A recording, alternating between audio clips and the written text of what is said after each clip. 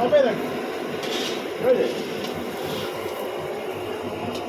আমাকে সেবারে ফোনে দেবো বললো, আমি কী করছি?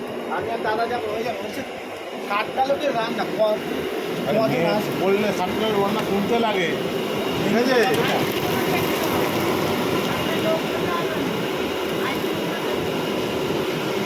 আবার পাঁচমি বলেছিল না, ক্যান্সেল করালো। এখনো ডিম এনে দেয় না, দেখো না মালটা ভেজাবো। আমি ফোন করলাম, বাথরুমে ঢুকেছি।